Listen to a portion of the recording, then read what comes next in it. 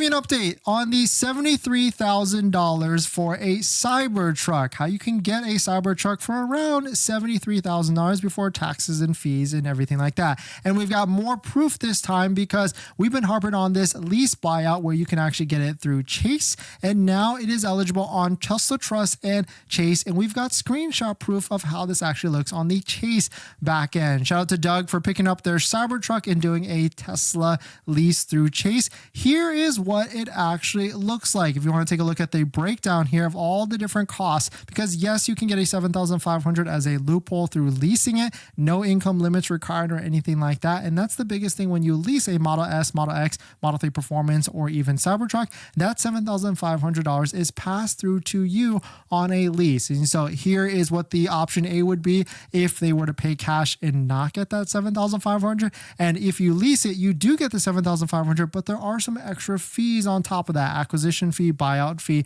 and everything like that. And so that is actually the breakdown of the math there. But if we were to take a look, we can see that Doug was able to send me a Chase lease buyout. And you can see from here that the lease buyout is $73,222. So this goes to prove, and this goes to show that whether you lease from Tesla Trust or you lease from Chase, you can actually buy it out immediately because Doug picked up their Cybertruck on Friday. And today he was able to generate a lease buyout quote of $73,000 for that same vehicle on the Cybertruck. So this is really cool news. If you're someone that really wants a Cybertruck and you really want that $7,500, this could be a nice loophole for people. But the one thing is for sure, you have to have your financing all set up for whether it's outside through a credit union or even cash.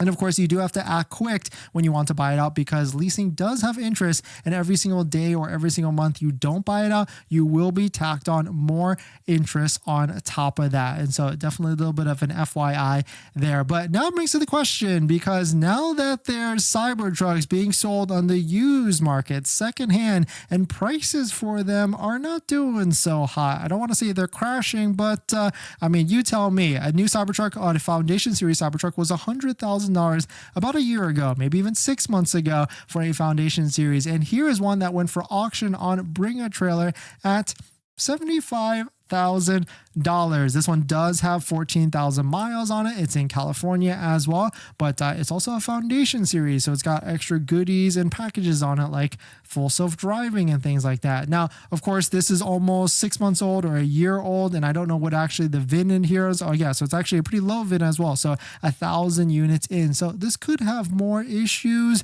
than a brand new one that's non-Foundation, but you do get full self-driving, so a little bit of a mix-up between the both of them.